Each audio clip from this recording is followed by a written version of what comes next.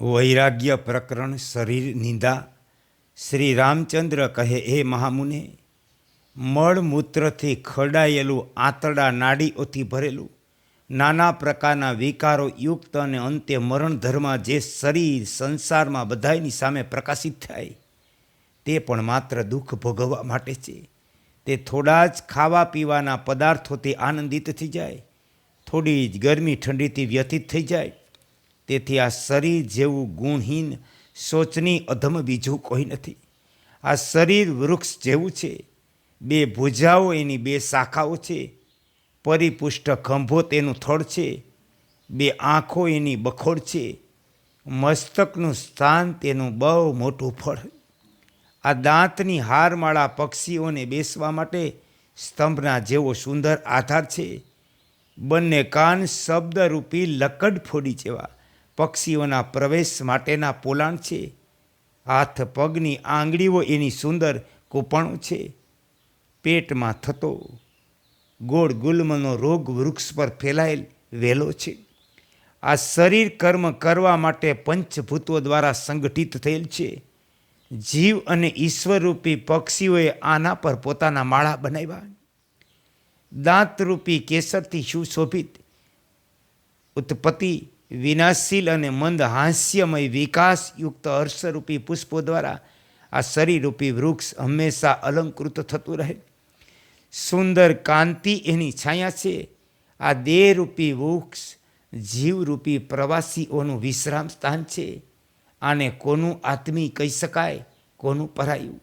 આના પર આસ્થા કે અનાસ્થા ક્યાંથી થઈ શકે? એ તાત ભવસાગર અને નદી વગેરેને પાર કરવા માટે વારંવાર અપનાવવામાં આવેલી દેહલતા અને નૌકામાં કોણ આત્મીયતાની ભાવના કરી શકે? જ્યાં રોમરૂપી અસંખ્ય વૃક્ષ ઉગેલ છે, જે ઇન્દ્રિયો રૂપી અનેક ખાડાઓથી ભરપૂર છે, તે શરીરરૂપી નિર્જન વનમાં કયો વિશ્વાસુ નિર્ભય થઈને રહી શકે?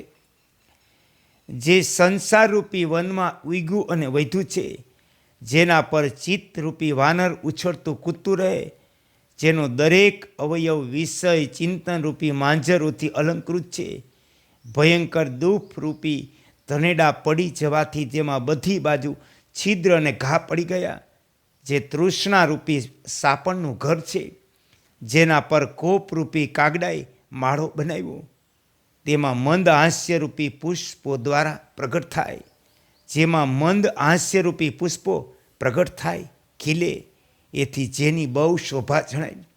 શુભ અને અશુભ, સુખ દુઃખ જેના મહાન ફળ છે, સુંદર ખંભા અને ભુજાઓ જેની શાખાઓ છે, આંગળીઓથી યુક્ત હાથરૂપી પુષ્પ ગુચ્છોના કારણે જે બહુ સુંદર જણાય, પ્રાણવાયુરૂપી પવનના સ્પંદનથી જેની સંપૂર્ણ અવયવરૂપી કૂપળો ઝોલા ખાતી રહે, તે તમામ ઇન્દ્રિયો રૂપી પક્ષીઓનું આધાર છે. સુંદર ઘૂંટણોયુક્ત શરીરનો નીચેનો ભાગ જેનું થડ છે, જે બહુ ઊંચું છે, યૌવનની કાંતિરૂપી છાયાથી યુક્ત હોવાના કારણે જે સરસ પ્રતીત થાય, કામરૂપી પથિક જેનું સેવન કરે, મસ્તક પર ઉગે લાંબા લાંબા કેસોનો સમૂહ જેના પર જામેલા તણખલાઓનો સમુદાય છે, અહંકારરૂપી ગીધ જેના પર માળો બનાવીને રહે, જે ભીતરથી પોલું છિદ્રવાળું છે, નાના પ્રકારની વાસનારૂપી જટાઓની ઝાડનું ઉદ્ગમ સ્થાન હોવાથી જેને કાપવું બહુ મુશ્કેલ છે, તથા પરિશ્રમરૂપી ડાળીઓના વિસ્તારના કારણે જે વીરસ એટલે કે લુખું દેખાય, તે શરીરરૂપી વૃક્ષ મને સુખદ લાગતું નથી. એ મુને, શરીર અહંકારરૂપી ગૃહસ્થનું વિશાળ ઘર છે. તે પડીને હંમેશના માટે જમીન દોસ્ત થઈ જાય, ચિરકાલ સુધી સ્થિર રહે, તેનાથી મારે શું પ્રયોજન?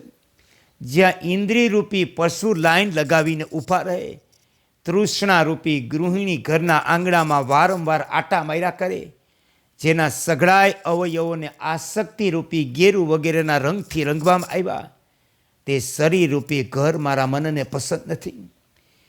પીઠની રીઢરૂપી લાંબી પાટલી વગેરેના પરસ્પર મળવાથી જેની અંદર ખાલી જગ્યા બહુ થોડી રહી ગઈ, જે આંતરડાની રસ્સીઓથી બાંધીને ઊભું કરવામાં આવ્યું તે દેહરૂપી ઘર મને વહાલું લાગતું નથી.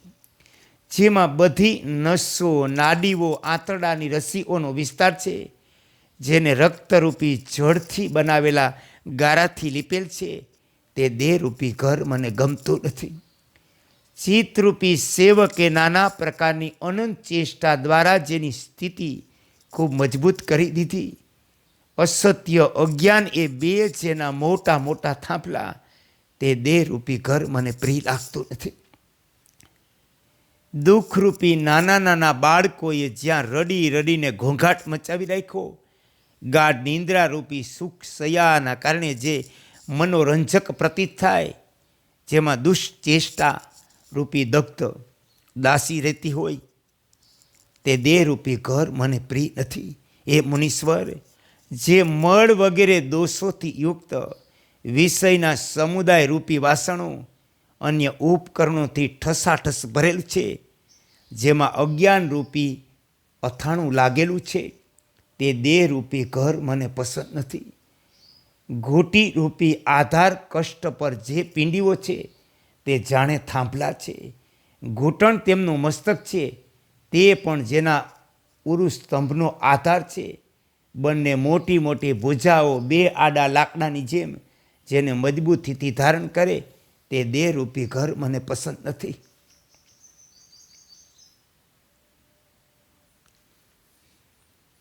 એ બ્રહ્મન, જ્યાં જ્ઞાનેન્દ્રિયો રૂપી જરવ ખાવાની અંદર પ્રજ્ઞારૂપી ઘરની ધણિયાણી ક્રીડા કરી રહી, ચિંતા રૂપિણી પુત્રીઓ રમી રહી, તે દેહરૂપી ઘર મને વહાલું લાગતું નથી.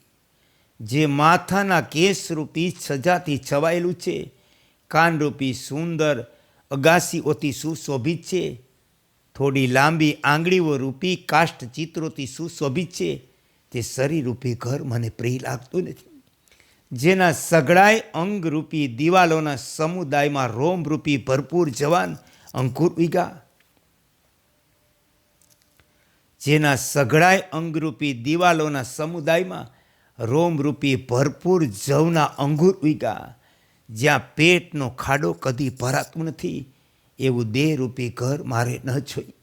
જેમાં નખરૂપી કરોડિયાઓનો નિવાસ છે, જ્યાં ભૂખરૂપી કૂતરી સતત ઘોંઘાટ કરતી રહે, જેમાં ભયંકર અવાજ કરનારો પ્રાણવાયુ હંમેશા ચાલતો રહે, એવા દેહરૂપી ઘરની પ્રાપ્તિ મને પસંદ નથી. શ્વાસ અને આંખના રૂપમાં વાયુના વેગની નિરંતર અંદર બહાર થવાની પ્રક્રિયા ચાલતી રહે, અને જેની ઇન્દ્રિયો રૂપી બારીઓ હંમેશા ખુલી રહે, તેવું દેહરૂપી ઘર મને બિલકુલ પસંદ નથી. એના મુખરૂપી દરવાજા પર જીભરૂપી વાંદરી હંમેશા પડી રહે, તેથી જ જે ભયંકર દેખાય, જેના દાંતરૂપી હાડકાના ટુકડા સ્પષ્ટ રૂપે દેખાય, તે શરીરરૂપી ઘર મારે જોઈતું નથી. આ શરીરરૂપી ઘરને ત્વચારૂપી ચૂનાથી ધોળવામાં આવ્યું, નાડીરૂપી યંત્રોના સંચારથી આ ચાલતું રહે, મનરૂપી સુંદર ઉંદર એમાં બધી બાજુ દર કર્યા, તેથી આ મને પ્રિય નથી. જે મંદ હાસ્યરૂપી દીપકના પ્રકાશથી ક્ષણ માર માટે પ્રતીત થઈ જાય, એક ક્ષણમાં આનંદ ઉલ્લાસથી સુંદર દેખાય, અને પછી ક્ષણવારમાં અજ્ઞાનરૂપી અંધકારથી વ્યાપ્ત થઈ જાય, તે શરીરરૂપી ઘર મને પ્રિય નથી. જે તમામ રોગોનું ઘર છે, કરચડીઓ પાકેલા વાળનું નગર છે, સઘળી માનસિક ચિંતાઓનું દુર્ગમ વન છે, તે દેહરૂપી ઘર મને પ્રિય નથી.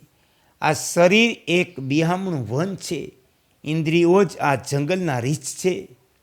જેમણે પોતાના રોષના કારણે આને દુર્ગમ બનાવી દીધું, આ અંદરથી સૂનું છે, અનેક નિર્થક ખાડાઓથી યુક્ત છે. એના દિશારૂપી લતા મંડપો ઘોર અજ્ઞાનરૂપી અંધકારથી વ્યાપ્ત હોવાના કારણે દુર્ગમ લાગે, તેથી મને આ કદીએ પ્રિય નથી. અહીં ધન, સંપત્તિ, રાજ્ય, શરીર, નાના પ્રકારની ક્રિયાઓ અને મનોરથો સાથે નિસ્બત, કારણ કે કાળ અલ્પ સમયમાં બધાને પોતાનો ઘોડિયો બનાવે. એ મુને, આ શરીર માત્ર રક્ત અને માંસનું બનેલું, આનો એક જ ધર્મ છે વિનાશ, પછી આના અંદર બહારના સ્વરૂપનું વર્ણન કરીને આમાં કઈ સુંદરતા છે એ આપ મને કહો.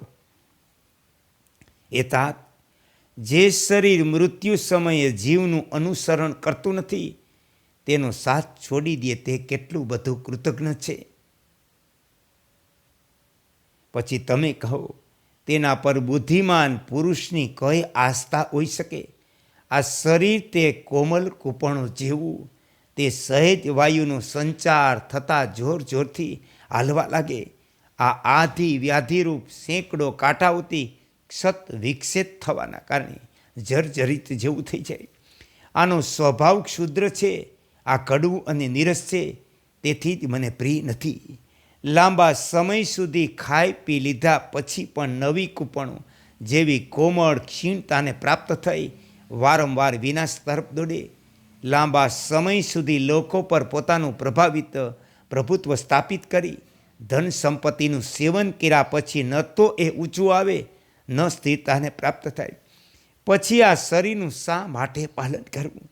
કોઈ ભોગ વૈભવથી સંપન્ન હોય અથવા દરિદ્રી, બંનેનું શરીર સુખ હોય, ઘટપણમાં તે ઘડું થાય અને મૃત્યુકાળમાં મરી જાય. તેને પોતાનામાં કોઈ વિશેષતાનો અનુભવ થતો નથી. જે લોકો આ નાશવાન શરીરોમાં શ્રદ્ધા રાખે, આને નિત્ય સ્થિર રહેનારું માને, જેઓ સંસારની સ્થિરતા પર પણ વિશ્વાસ કરે, તેઓ મોહરૂપી મદિરાનું પાન કરીને પાગલ થઈ ગયા. એમને વારંવાર ધિક્કાર છે.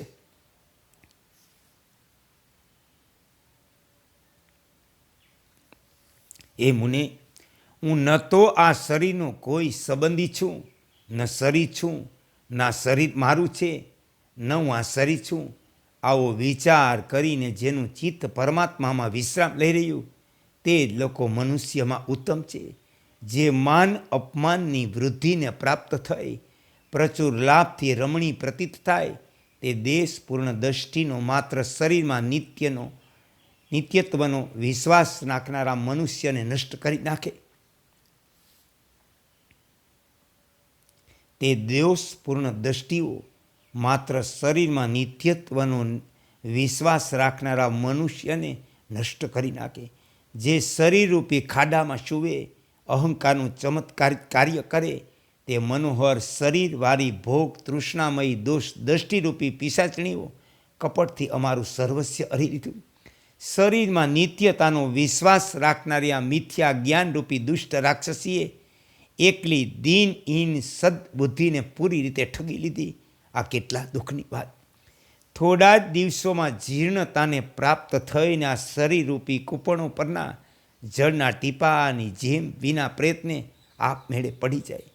થોડા જ દિવસોમાં જીર્ણતાને પ્રાપ્ત થઈને આ શરીરરૂપી કૂપણો પરના જળના ટીપાની જેમ વિના પ્રયત્ને આપમેળે પડી જાય. તેમ સમુદ્રમાં ઉત્પન્ન થયેલા પાણીના પરપોટાની જેમ આ શરીરનો બહુ જ જલ્દીથી વિનાશ થાય. એ બ્રહ્મન, આ શરીર મિથ્યા એવા અજ્ઞાનનો વિકાર છે, સ્વપ્નરૂપી ભ્રાંતિનો ભંડાર છે. આનો વિનાશ સ્પષ્ટ દેખાય, તેથી આમાં મારો ક્ષણ માટે પણ વિશ્વાસ નથી. જે પુરુષે વીજળી, શરદ ઋતુના વાદળો, ગંધર્વ નગરને ચિરસ્થાયી હોવાનો નિર્ણય કરી લીધો તે જ આ શરીરની નિત્યતા પર વિશ્વાસ કરે. હું તો કદી કરી શકતો નથી. શીઘ્રતાપૂર્ણ નષ્ટ થઈ જવામાં હઠપૂર્વક પોતાનો ઉત્કર્ષ જાહેર કરવા માટે હરીફાઈ લગાવીને જે પ્રવૃત્ત થયા તે બધાય વિનાશશીલ પદાર્થો કરતાં પણ જે વિશેષ ક્ષણભંગુર છે તેવા પ્રબળ દોષયુક્ત શરીરની તણખલા જેવી ઉપેક્ષા કરી હું સુખી થઈ ગયો. ઓમ શ્રી યોગ વશિષ્ઠાય નમઃ. ઓમ રામ લક્ષ્મણ જાનકી જય. બોલો હનુમાન કી.